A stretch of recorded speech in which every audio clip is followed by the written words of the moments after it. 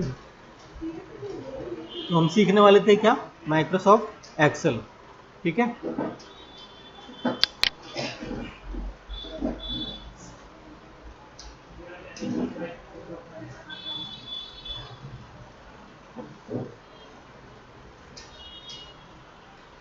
Okay. Excel में क्या करते हैं, हम ब्लैंक लेते हैं, जैसे कि मैंने बताया था। आप क्या लेते हो, ब्लैंक वर्कबुक लेते हो। ये ब्लैंक वर्कबुक लेने के बाद ये आपकी वर्कबुक की शीट ओपन हो जाती है। ठीक है, बाय डिफ़ॉल्ट एक शीट आती है और आप कितनी भी ज़रूरत के अकॉर्डिंग ले सकते हो। ठीक है, रो कितनी होती है, 10,48,576, 1 2 3 ऐसे करके ये सारी रो होती है इतनी। कंट्रोल और एरो की से आप ऊपर नीचे कर सकते हो। अगर आपको फर्स्ट रो में जाना है, पहली रो में जाना है, तो कंट्रोल और एरो की का अप वाला दबाएं, ऊपर पहुंच जाएंगे। कंट्रोल और डाउन दबाएं तो नीचे पहुंच जाएंगे। अगर कोई डेटा नहीं है तो ये डायरेक्ट आपका फर्स्ट और टॉप, फर्स्ट एंड बॉटम, तो यानी टॉप एंड बॉटम में लेके जाता है। ठीक है, ऐसे ही आप कॉलम को देख सकते हो। ये ABCD वाले क्या होते हैं, ये कॉलम होते हैं। कॉलम कितने होते हैं, 16,384 कॉलम होते हैं। ओके, और ये होती है हमारी सेल। तो अगर हम इनकी संख्या जानना चाहें तो 10,48,000 में मल्टीप्लाई कर दें, ये तो रो की सेल की नंबर से निकल आएंगे। ठीक है, कितने सेल होते हैं। ओके, अब सेल के अंदर लिखने का तरीका क्या, आप कोई भी सेल को सिलेक्ट करो और लिखना स्टार्ट कर दो। बाय डिफ़ॉल्ट जो न्यूमेरिक वैल्यू होती है वो राइट में आती है और जो टेक्स्ट वैल्यू होती है वो लेफ्ट में आती है, ये ध्यान रखेंगे हम। ठीक है, इसके बाद ये जो टैब वाले ऑप्शन है, इनको मैं स्टार्ट कर रहा हूँ बताना कि क्या ऑप्शन क्या होते हैं। जितने ऑप्शन मैं बताऊँगा उनको आपको चला के ज़रूर देखना है। ठीक है, चलाओगे नहीं तो वो नहीं आएगा प्रैक्टिस में। सबसे पहला आपका सेक्शन है क्लिपबोर्ड, दूसरा है font, alignment, number, styles, cell and editing.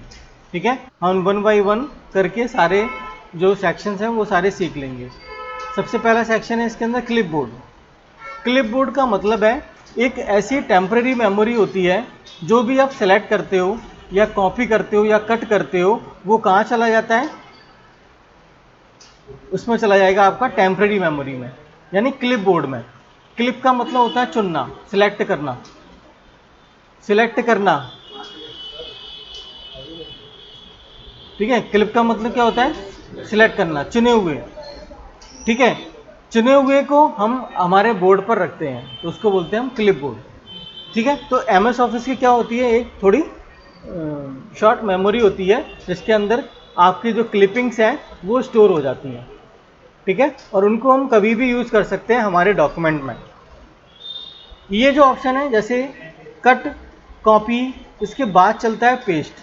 तो पेस्ट बना हुआ है, जो कट कॉपी नहीं हुआ इसलिए पेस्ट नहीं चल रहा है। जैसे ही आप किसी भी चीज़ को या किसी भी ऑब्जेक्ट को, लिखे हुए टेक्स्ट को कट या कॉपी करते हो, यहाँ से कॉपी कर लिया आपने, तो वो कहीं पर भी जाके क्या कर सकते हो, उसे पेस्ट कर सकते हो। आ रहा है, देखो आ रहा है कि नहीं आ रहा। कट कर सकते हो, यहाँ से कट करो, यहाँ से हट जाएगा, दूसरी जगह पेस्ट हो जाएगा। हुआ कि नहीं, कट, कॉपी, पेस्ट। कट के लिए जो कमांड होती है वो होती है Ctrl+X, शॉर्टकट कमांड। आप कंट्रोल दबाइए और X प्रेस करिए। कंट्रोल को दबा रहना है और X दबाना है, तो क्या हो जाएगा, वो कट हो जाएगा, यानी कट कमांड एग्जीक्यूट हो जाएगी। कॉपी करना है तो कॉपी कमांड एग्जीक्यूट हो जाएगी। ठीक है, और लिखा हुआ कॉपी एज पिक्चर, जो भी हम कॉपी करेंगे वो एज पिक्चर कॉपी हो जाएगा। पेस्ट कर दो, ये देखो पेस्ट हो गया। एज इमेज हुआ है, ये क्या हुआ है, एज इमेज। अब इसमें कोई भी एडिटर नहीं होगा क्योंकि ये पिक्चर फाइल की तरह हमारे पास में आ गया है। ओके, क्लियर हुआ, आगे बढ़ते हैं। दिया हुआ है फॉर्मेट पेंटर। फॉर्मेट पेंटर का जो काम है वो फॉर्मेटिंग से संबंधित है, यानी रिलेटेड टू फॉर्मेटिंग। फॉर्मेटिंग का मतलब जो भी आप बनाते हो उसके अंदर कलर करना, बैकग्राउंड कलर चेंज करना, ये सब सारी चीज़ें रहती हैं। तो अगर हम इसका अगर कुछ फॉर्मेट चेंज करते हैं, जैसे सपोज मैंने इसका कलर चेंज कर दिया, इसको बोल्ड कर दिया, हो रहा है बोल्ड। इसको एक बॉर्डर चढ़ा दिया इसके ऊपर, आगे देखो बॉर्डर, ठीक है। और इसका फॉन्ट साइज बदल दिया, फॉन्ट साइज बढ़ा दिया ना। चलो ठीक है। अब हम चाहते हैं ये सारी चीज़ें इस पर भी हो जाएं। हम भूल गए थे करना, या ये वाला डेटा कहीं और लिखा हुआ है, हम चाहते हैं ये वाली जो चीज़ें हैं जो हमने इस पर अप्लाई की है वो अदर पे भी अप्लाई हो जाए। तो अदर पे अप्लाई कैसे होगी? तो हम क्या करेंगे, सबसे पहले किसी एक को सिलेक्ट कर लेंगे, एक फॉर्मेटिंग को, और फॉर्मेट प्रिंटर को क्लिक करेंगे, देखो कर दिया, और इसको अप्लाई कर देंगे जितना अप्लाई करना है।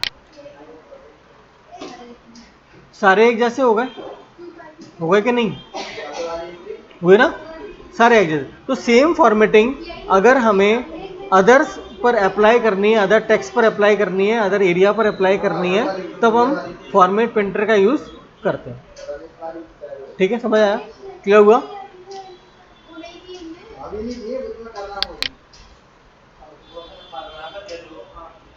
इसके बाद जैसे मान लें अब ये वाली फॉर्मेटिंग है, 26 वाली फॉर्मेटिंग है, मुझे अप्लाई करनी है, तो मैं क्लिक कर लूँगा इसको और अप्लाई कर दूंगा। तो देखो अप्लाई कर दिया। जितने तक अप्लाई करोगे उसके बाद ये छूट जाता है, एक बार में रिलीज हो जाता है।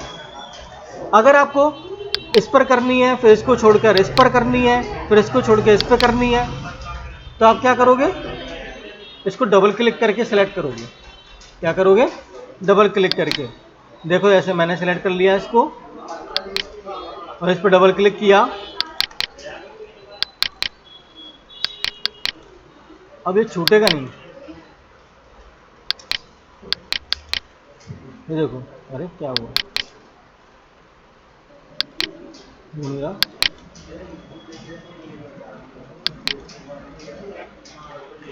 जैसे अब ये एक बार चल रहा है ना, छूट गया, इसको डबल क्लिक करूँ, भूल गया ये डबल क्लिक क्या बात है।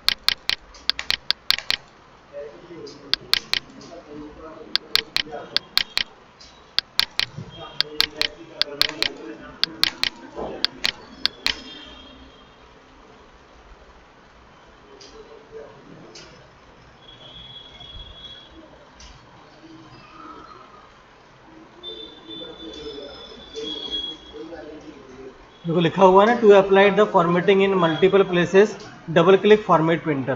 तो या तो माउस का क्लिक प्रॉपर काम नहीं कर रहा है इसलिए नहीं चल रहा, आप अपने कंप्यूटर पर चला के देखना। इससे क्या होगा, आप क्या करोगे, जैसे मल्टीपल टाइम एंटर कर सकते हो, मल्टीपल टाइम अप्लाई कर सकते हो। एक बार में सेलेक्ट करके क्या होता है, आपने एक बार क्लिक किया तो एक बार एक रेंज में आप अप्लाई कर सकते हो। जैसे ही आपने माउस को छोड़ा ये चला जाएगा। अब दूसरे अगर आपको करना है तो आपको फिर से फॉर्मेट प्रिंटर सेलेक्ट करना पड़ेगा।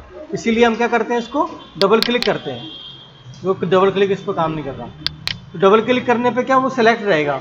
कब तक सेलेक्ट रहेगा? जब तक आप एस्केप की नहीं दबाते हो या इसको दोबारा से सेलेक्ट नहीं करते हो, तब तक ये सिलेक्ट रहेगा। समझ गए? क्लियर हुआ?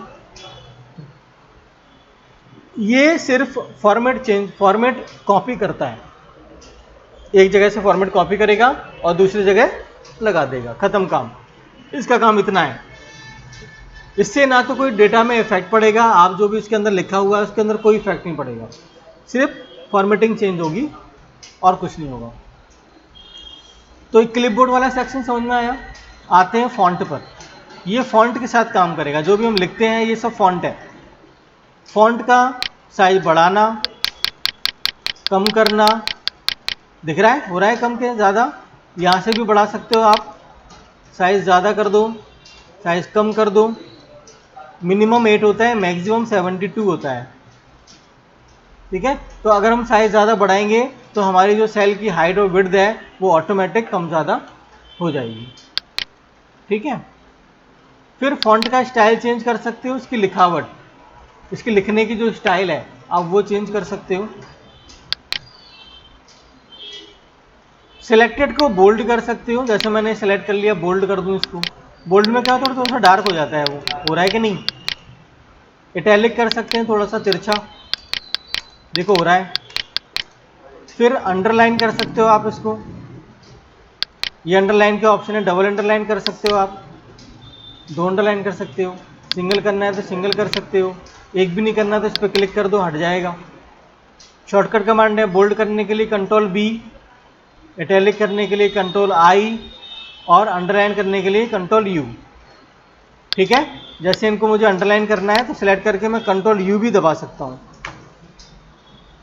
हो गई, और कंट्रोल यू से ही हट जाएगी, देखो हट गई। बोल्ड हटाना है इसका कंट्रोल बी, हट गया। इटैलिक हटाना है कंट्रोल आई, हट गया। हटा कि नहीं? तो जहाँ से हम अप्लाई करेंगे वहीं से उनको भी रिलीज कर सकते हैं, वहीं से उनको हटा सकते हैं।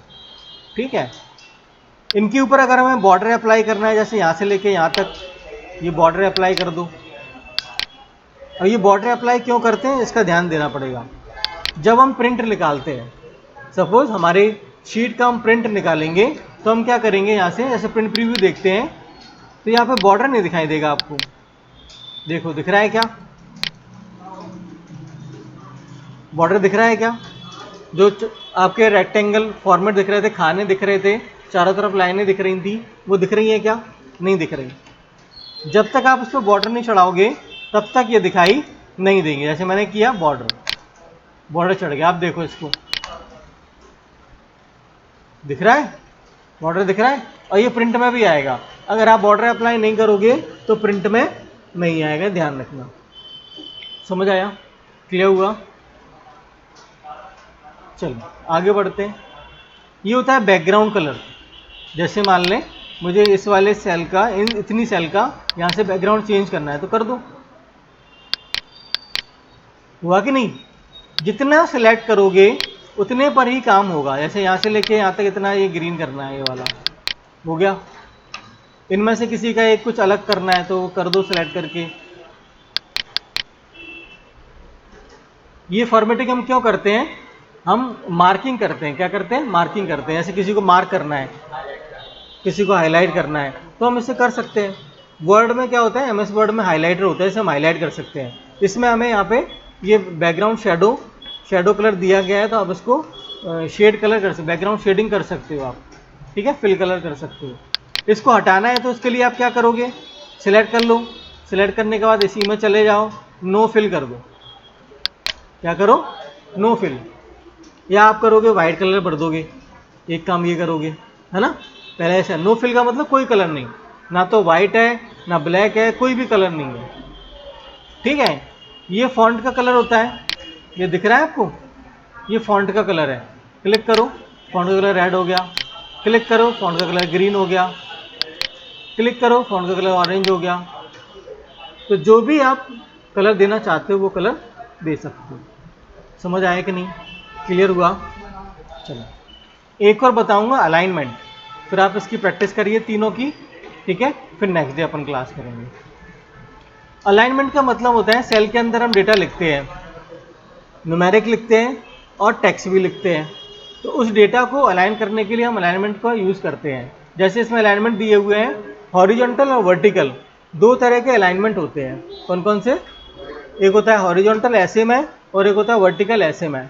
तो हॉरिजॉन्टल होते हैं लेफ्ट, सेंटर, राइट। हो रहा है कि नहीं हो रहा?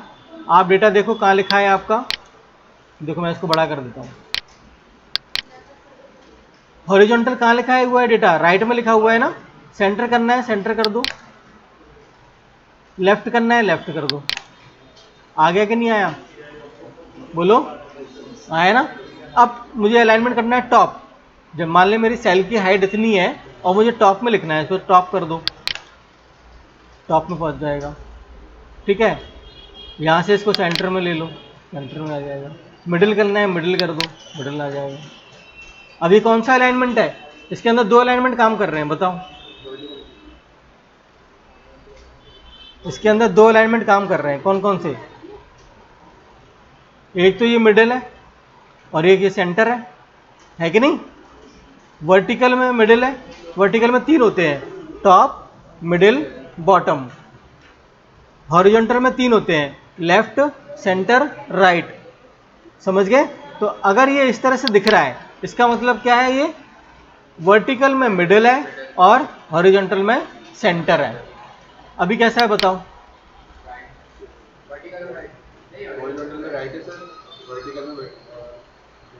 मिडिल है, मिडिल राइट। पहले हम वर्टिकल पढ़ते हैं फिर हॉरिजॉन्टल पढ़ते हैं, ठीक है कि नहीं? मिडिल राइट, ठीक है। अब ये बताओ ये कौन सा है?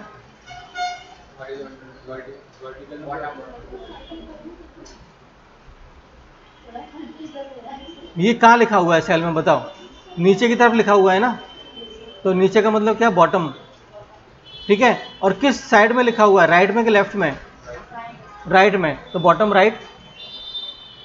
नीचे वाला बॉटम है, ऊपर वाला टॉप है। अब बताओ ये कौन सा है?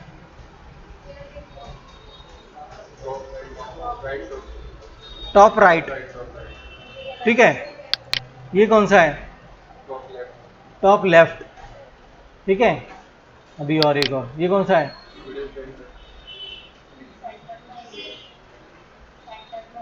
टॉप सेंटर है। ये हम करके देखेंगे, ठीक है, करके देखना। सीधे सबसे पहले वर्टिकल पढ़ो। वर्टिकल कौन सा है? टॉप, मिडिल या बॉटम है क्या? तो टॉप माने टॉप का मतलब ऊपर होगा वो, मिडिल का मतलब नीचे यहाँ बीच में होगा वो, यहाँ पे मिडिल में होगा वो, क्या ऐसे मिडिल में होगा, ठीक है। और बॉटम में ऐसे नीचे की तरफ होगा, ठीक है। टॉप पढ़ लिया आपने। टॉप पढ़ने के बाद आप हॉरिजॉन्टल पढ़ो। लेफ्ट में है कि मिड के सेंटर में है कि राइट में है, समझ गए?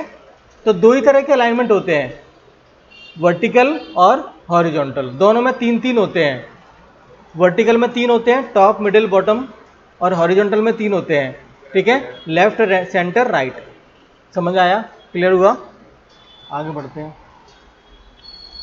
नेक्स्ट पर यहाँ पे आप देख रहे होगे इसको रैप टेक्स्ट लिखा हुआ है, लिखा है ना रैप टेक्स्ट। रैप टेक्स्ट का मतलब होता है जैसे हम कुछ लिख रहे हैं, सपोज यहाँ पे हमने एड्रेस का कॉलम बनाया है, ADDRESS एड्रेस, और यहाँ एड्रेस लिख रहे हैं हम कंपू लश्कर नया बाजार, लिखा कि नहीं? यहाँ पे एक और एंट्री कर दी मैंने, मोबाइल नंबर की एंट्री कर दी, तो ये तो दिख नहीं रहा।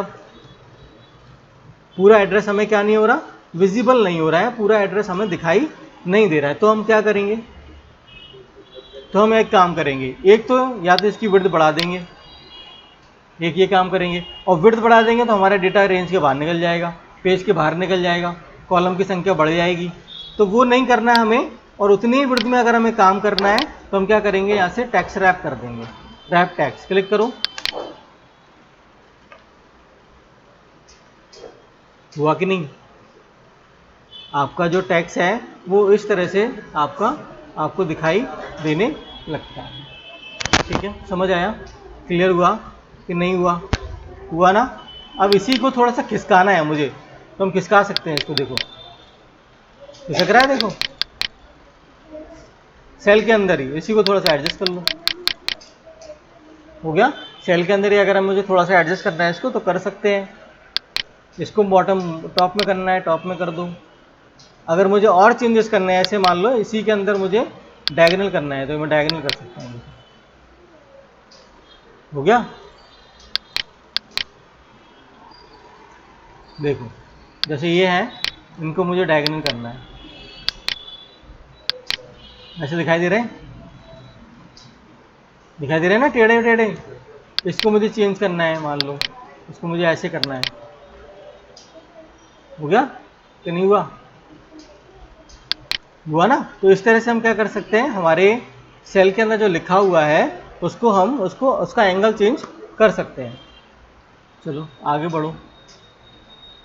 ये तो कलर हो गया था, ठीक है। ये होता है मर्ज।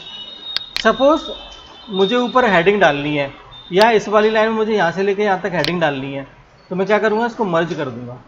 मर्ज करने से क्या होगा? सारी सेल एक हो जाएंगी, यहाँ से लेके वहाँ तक पूरी एक सेल हो गई है कि नहीं? अब इसके अंदर जो भी लिखना चाहते हो वो लिख दो। यहाँ पे इनको मर्ज करना चाहते हो, इनको मर्ज कर दो, यहाँ से लेके मर्ज हो गई मर्ज। तो देखो ये मर्ज हो गया, डेटा सेल मर्ज हो गई। और जब सेल मर्ज हो जाएंगी, आप एक सेल को अगर मर्ज कर दोगे बहुत सारी सेलों से, तो क्या होगा? बहुत सारे ऑप्शन काम करना बंद कर देते हैं। जैसे शॉर्ट नहीं चलता, फिल्टर नहीं चलता, ये सब सारी चीज़ें काम करना बंद कर देती हैं। क्यों काम करना बंद कर देती है? क्योंकि इसका रीज़न है, इसके अंदर एक इन्फॉर्मेशन है इस रो के अंदर, और उसके अंदर ये वाला सेल भी है। तो अब कंप्यूटर कंफ्यूज होता है कि इस रो के लिए ये वाला डेटा दिखाना है कि नहीं दिखाना, इस वाली रो के लिए ये वाला डेटा लेना है कि नहीं लेना। समझ रहे हैं मेरी बात? क्योंकि ये एक एक सेल होती है, देखो ये यहाँ से ये सेल, ये एक है, ये 7 है, तो इसको हम क्या पढ़ेंगे? क्योंकि B4 में जो लिखा हुआ है वो B5 भी है, 6 भी है, 7 भी, 8 भी है कि नहीं? यहाँ पे लिखो B8, B8, तो वही वाली सेल सेलेक्ट होगी। देखो मैं कहूँ B8, B8, इसमें 4 भी है, 5 भी है, 6 भी है, 7 भी है, 8 भी है। तो कंप्यूटर कंफ्यूज होता है कि कौन सी रो का डेटा, इसलिए वो फिल्टर नहीं करेगा, इसीलिए वो शॉर्ट नहीं करेगा। डेटा को फिल्टर नहीं करता है, डेटा को शॉर्ट नहीं करता। अगर आप अल्फ़ाबेटिकल ऑर्डर में जाएंगे तो वो अल्फ़ाबेटिकल ऑर्डर में नहीं ले जाएगा, डेटा को शॉर्ट नहीं करेगा। ठीक है, तो कहाँ पर शॉर्ट करना चाहिए, कहाँ नहीं करना चाहिए, ये आगे मैं आपको आगे वाली क्लासों में सारी चीज़ें बताऊँगा। तो अभी हमें इतना करना है कि ये जो चीज़ें मैंने बताई हुई हैं, क्लिपबोर्ड, फॉन्ट, अलाइनमेंट, इनको आप कर लीजिए। ठीक है, करके फिर ये हो जाएगा तो फिर आगे कल नेक्स्ट पढ़ेंगे, क्योंकि बताने के लिए मैं सारी चीज़ें बता सकता हूँ अभी, फिर ना हौच-पौच हो जाएगा, समझ में नहीं आएगा। इसलिए कम कम चीज़ें लेके चलते हैं जिससे कि आपको समझ में आएगा। जो समझ में नहीं आए वो पूछिए, ठीक है? पूछने के बाद अपने डाउट क्लियर करिए, फिर आगे बढ़िए। ठीक है, ओके? इनको करके देखिए, कोई कन्फ्यूज़न हो तो फिर बताइएगा।